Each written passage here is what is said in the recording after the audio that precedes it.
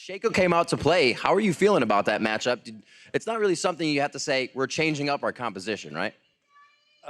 Yeah, so right now 1-3-1 is pretty strong, and you see a lot of teams picking up. So we knew we had a stronger 1-3-1, but then once they picked Shaco, it's like kind of weird because he kind of won a split push as well. But I think everyone kind of know how to play against it because in solo queue you play a lot against Shaco. There's a lot of 1-2x, so you kind of know what the champion does. And his early game is not that good, only if he gets like a cheese level 2 gank off or something. So yeah, we just knew what to do against it. Absolutely, and another game going to 3 for TSM. You guys have 27 played this spring split, 2 more than Dignitas right behind you at 25. Do you feel like this can come back to bite you if you keep taking games to 3, or do you guys feel comfortable in the mix? I mean, it's more fun for us because we get more stage experience, kind of like we get to play more games, so we have more practice than the other teams maybe. And I think we're just taking the spring split to like learn and just get ready for playoffs and like for summer and worlds. Absolutely. Looking very good in the jungle yourself. These games got pretty intense. So what were the calls, and were they coming from you towards the end of these games? We saw the base race in the first one, and then the intense calls late game. Where are these coming from for TSM?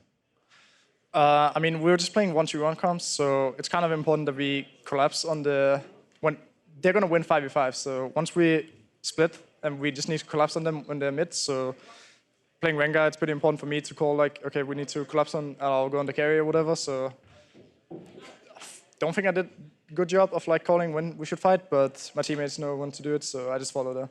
It seems so. You guys in the late game look really good on the engages, and you're able to come out on top. Final question, Counterlogic Gaming to start off next week with a little break since you don't play right away. How do you feel about that since they're looking a bit better? Yeah, CLG is kind of surprising now because they were pretty bad, but now they look super good. And we scrimmed them a lot, and they actually beat us a lot in scrims, so I'm kind of surprised with that. And yeah, I'm just excited to meet them again. All right, well, an awesome game here. Hopefully more awesome games to come for Team Solo Mid. Congratulations on a tough week and 2 great wins. Now we're going to throw it over to the analyst desk to break that down.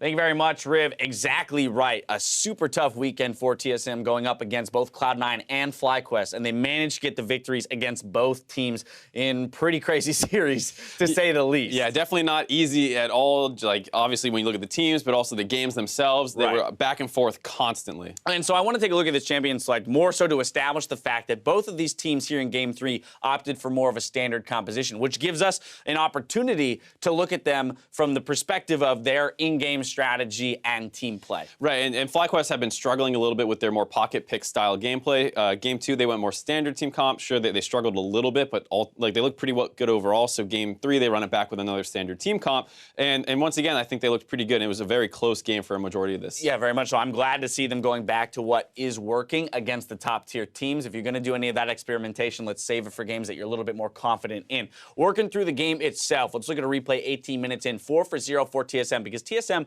did wrestle control away from Cloud9 for a larger part of this third game. And this is where some of that creative shot calling by FlyQuest come from. There was the initial turret trade where balls had died, and then they try and push up mid to get even more off the play, but a great TP flank by Hanser interrupts Altec's contribution in the fight. And FlyQuest, because they had stayed on the map so long, are low mana on a number of people. I was going to say, good ultimate out of high there, but you notice that his mana bar is non-existent at this point. So for the remainder of the fight, his entire DPS is relegated to auto attacks, and then you have Altec retreating out of it. So an unfortunate situation for them to end up in that team fight. Right, it's the kind of thing where if you have mana on your Orianna and Altec actually saved his ultimate, you are able to keep shielding your Maokai who keeps walking forward, and the Jhin is providing cover fire over the back. The fact that they did run out of mana and they did use some of their cooldowns early means that that fight is too easy for TSM to end up winning. But good recognition out of TSM to say, hey, they're extended. We've got the ability to TP flank from the Nautilus and disrupt the team quite a bit. So it was a great fight out of them. Now let's push forward 24 minutes in the game. Another 4-for-0 plus Baron for TSM. A lot of people would say, hey, this is the end of the game. Not, you know, if not for High's creative shot calling to extend it all. Right, but a great play out of TSM here overall. They're vision controlling around Baron. FlyQuest walks a little too far to contest, and Bjergsen has a great flank off on the side where he's basically able to throw damage into the team fight with FlyQuest unable to really punish him and focus him because Hanser is such a threat for the rest of the team to follow up on. So a good kind of two-pronged attack there, and Bjergsen's able to get a lot of damage involved in this team fight while the rest of TSM is dealing with the front line. And both of those fights that we just watched are the kind of fights that we want to see TSM craft more often, right? We are asking them to put together proactive plays that have forethought behind them. And you can see the thinking there in order to get Bjergsen into that position for the flank, right? That's not so much a happenstance situation. That is a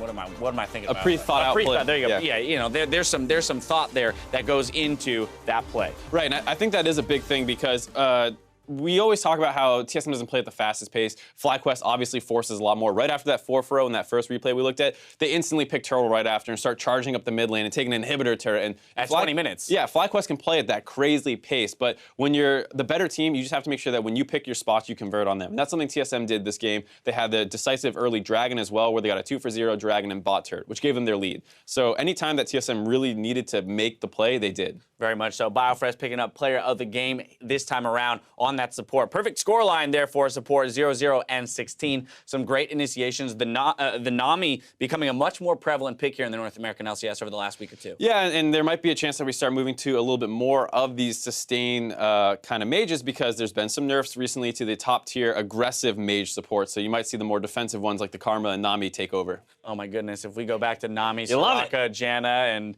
I don't know what I'm going to do, ladies and gentlemen. Either way, TSM coming up with a big 2-0 weekend over our other two top teams. We've got more league action coming your way. Up next, former teammates Sneaky and Meteos face off as Cloud9 hit the Rift against Phoenix 1. Don't go anywhere.